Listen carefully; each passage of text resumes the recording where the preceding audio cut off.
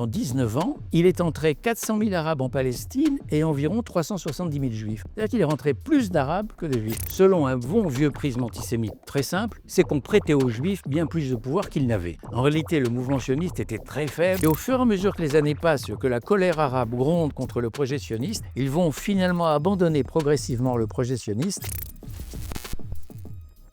Pouvez-vous nous parler de l'immigration arabe en Palestine avant 1948? C'est une question qui étonne parce qu'en règle générale, on est tenté de dire qu'il n'y a eu qu'une immigration juive. En fait, non. L'immigration arabe en Palestine est une réalité avant même l'arrivée des Anglais. Pourquoi? Parce qu'avec l'ouverture du canal de Suez en 1869, toute cette région du Proche-Orient connaît un essor économique qui attire la main-d'œuvre. Ça, c'est une première chose. La deuxième chose, c'est que les vagues d'immigrants juifs, la première et surtout la deuxième vague d'immigrants juifs à partir de 1904, contribuent à mettre en valeur le pays. Et la mise en valeur du pays crée forcément des emplois, donc attire la main-d'œuvre. Mais le plus important, c'est après la Première Guerre mondiale, à l'époque du mandat, où le développement économique de la Palestine, en grande partie grâce aux capitaux juifs apportés par les immigrants, ou investis d'ailleurs par d'autres juifs qui n'habitent pas forcément, ce début d'industrialisation de la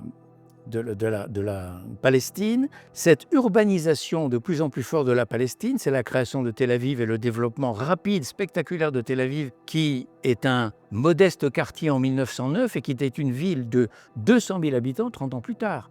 Donc crée des emplois, ne serait-ce que dans le bâtiment. L'électrification également du pays par les Juifs, c'est l'action de Pinchas Rutenberg, la création également de centres de santé, l'hôpital Hadassah est créé en 1920 à Jérusalem, tout ça crée des emplois pour tous les demandeurs d'emploi de la région. C'est ce qui explique qu'il y a en Palestine dans les années 40 un certain nombre de gens qui s'appellent Al-Souri, Al-Lubnani ou Al-Masri, qui veut dire le Syrien, l'Égyptien, le Libanais. Donc il y a une immigration très forte. Et alors qui le dit ?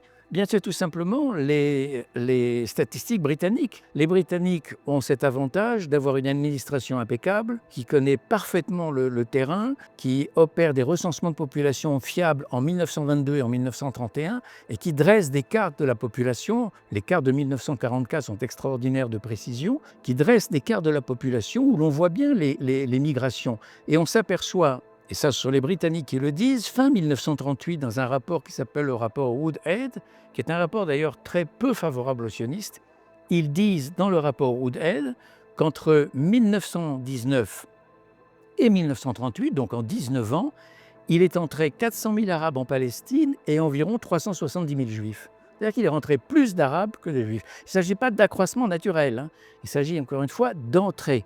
Et c'est ce qui explique que la population arabe augmente considérablement entre 1918 et 1948. Quelle fut la politique des Anglais avant 1948? C'est une question très vaste, très complexe, parce que dans un premier temps, les Anglais, durant la Première Guerre mondiale, se sont montrés très favorables à l'idée d'un foyer national juif, et ils ont été jusqu'à la déclaration Balfour, le 2 novembre 1917. Ce faisant, d'ailleurs, ils ont pris les Français de vitesse, qui avaient publié la déclaration Cambon en juin 1917, et même les Allemands de vitesse, car les Allemands aussi étaient en train de courtiser les sionistes. En fait, toutes les puissances courtisaient les sionistes à ce moment-là, selon un bon vieux prisme antisémite très simple, c'est qu'on prêtait aux Juifs bien plus de pouvoir qu'ils n'avaient. En réalité, le mouvement sioniste était très faible, très fragile. Son siège central était à Copenhague. Il avait migré de Berlin à Copenhague à cause de la guerre. Et ses troupes et ses fonds financiers, etc., étaient très maigres. Cela dit, les Anglais, s'ils favorisent le foyer national juif, c'est aussi parce qu'ils veulent, entre autres, faire pression sur le gouvernement russe dont ils craignent la sortie de la guerre. C'est aussi parce qu'ils veulent prendre pied en Palestine et qu'avec la promesse d'un foyer national juif en Palestine, ils ont bel et bien une raison de s'installer en Palestine. Et s'ils veulent s'installer en Palestine, c'est pour deux raisons. La première, c'est de constituer une arrière-cour par rapport au canal de Suez, artère vitale de leur commerce vers l'Inde, de leur liaison avec l'Inde. Et deuxième raison, leur attachement au lieu saint, comme d'ailleurs toutes les puissances occidentales, mais surtout les Anglais. C'est ici qu'intervient peut-être un troisième facteur, c'est qu'il y a dans l'anglicanisme britannique, il y a dans ce protestantisme anglais un courant très favorable à l'idée d'un retour des Juifs dans leur patrie d'origine. Et un certain nombre d'Anglais très croyants, très pratiquants, n'oubliez pas qu'on est encore dans des sociétés religieuses. C'est un siècle plus tard aujourd'hui, on a du mal à l'imaginer, mais c'est comme ça. Et des politiques anglais comme Lloyd George ou autres, qui étaient premiers ministres, sont de fervents croyants anglicans qui ont été élevés dans la lecture de la Bible, qui d'ailleurs disait lui-même en 1917 qu'il connaissait mieux les différentes localités de la Terre Sainte que les différents lieux, sites de combat du front français, par exemple, ou même des lieux de son propre pays, l'Angleterre. Donc il y a réellement, ça c'est sincère de leur part, la volonté pour un certain nombre d'anglicans de hâter le retour des Juifs en Terre Sainte. Pourquoi? Parce que le retour des Juifs en Terre Sainte sera le signe précurseur de ce qu'on appelle en langage chrétien la parousie, c'est-à-dire le retour du Christ sur la terre, et le millénium, c'est-à-dire le règne de 1000 ans de la paix générale entre les hommes. Bon. Et ce retour du Christ sur la terre sera précédé par non seulement le retour des Juifs chez eux, mais la conversion des Juifs en masse à la vraie foi, c'est-à-dire à la foi chrétienne, quand ils seront revenus sur la terre du Christ. Bon. Donc il y a tous ces éléments-là qui ont beaucoup joué. Très rapidement, les Anglais s'installant en Palestine par le biais de leur victoire d'Allenby en 1918 et par le biais des mandats que la Société des Nations leur confie en juillet 1922, les Anglais prennent conscience assez rapidement de l'impopularité extrême du projet sioniste parmi la population arabe, ce qu'on comprend parfaitement. Et à ce moment-là, ils doivent naviguer entre les promesses faites aux Juifs et en même temps le respect de la déclaration Balfour, qui est une justification de leur présence en Palestine. Ils ne peuvent donc pas la renier, sinon ce serait renier même la légitimité de leur présence en Palestine, et en même temps les intérêts non seulement de la population arabe de Palestine, mais les intérêts dans le monde arabe en général. N'oubliez pas qu'ils sont en Égypte, ils sont en Irak, et ils ont d'autres intérêts dans le monde musulman.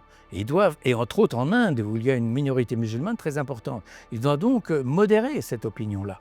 Donc ils vont louvoyer, naviguer comme ça entre ces écueils, et au fur et à mesure que les années passent, que la colère arabe gronde contre le projet sioniste, ils vont finalement abandonner progressivement le projet sioniste, tant et si bien qu'en mai 1939, après un dernier rapport, le rapport Woodhead de 1938, ils abandonnent purement et simplement la déclaration Balfour, mais sans le dire. C'est-à-dire que dans le livre blanc de 1939, ils préconisent une Palestine indépendante dans un délai de 10 ans, la majorité de la population étant arabe, 2 tiers, 1 tiers, l'indépendance est acquise évidemment et ça sera une indépendance arabe. Deuxièmement, l'interdiction de vente de terre à des juifs et troisièmement, la fin de l'immigration juive. Donc c'en est fait du projet national juif. Nous sommes là au mois de mai 1939, 4 mois seulement avant la guerre.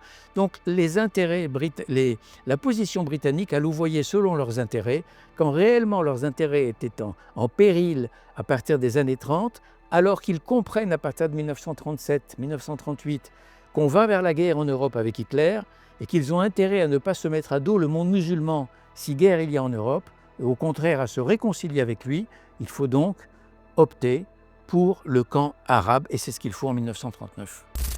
Alors, est-ce qu'on peut parler, dans la dernière période du mandat britannique, d'une lutte de décolonisation? Oui. C'est une lutte de décolonisation menée à la fois par les Arabes et par les Juifs. Parce que les Juifs s'estiment colonisés par la puissance britannique, qui les empêche d'accéder à la souveraineté nationale, les Arabes aussi. Et donc le combat des uns et des autres est mené contre les Britanniques à ce moment-là. Et c'est ce qui explique d'ailleurs, c'est très important à noter, que la plupart des forces de gauche dans le monde, y compris les partis communistes en 1945, 46, 47, 48, soutiennent le projet sioniste. Et j'en donnerai pour preuve le fait que non seulement le Parti communiste français soutient dans l'Humanité, il suffit de lire les unes de l'Humanité en 1948, soutient la lutte de l'armée israélienne contre l'invasion arabe, mais qu'en 1946 est créée à Paris une ligue pour la Palestine juive, la Palestine libre juive. Ça signifie tout simplement le foyer national juif qui devra devenir demain un État. Et dans cette Ligue pour la Palestine libre, sous-entendu la Palestine libre juive, vous avez aussi bien des gens comme Merleau-Ponty, comme Simone de Beauvoir, comme Jacques Maritain, comme Paul Claudel, comme Bernanos, comme d'autres écrivains. J'ai cité Simone de Beauvoir, bien sûr, Jean-Paul Sartre, et beaucoup d'autres du même acabit, et François Mauriac, bien sûr, et d'autres. Voilà, c'est-à-dire non seulement un certain nombre d'intellectuels chrétiens, qui sont très favorables au projet sioniste, mais aussi un certain nombre d'intellectuels qu'on dirait de gauche, si vous voulez.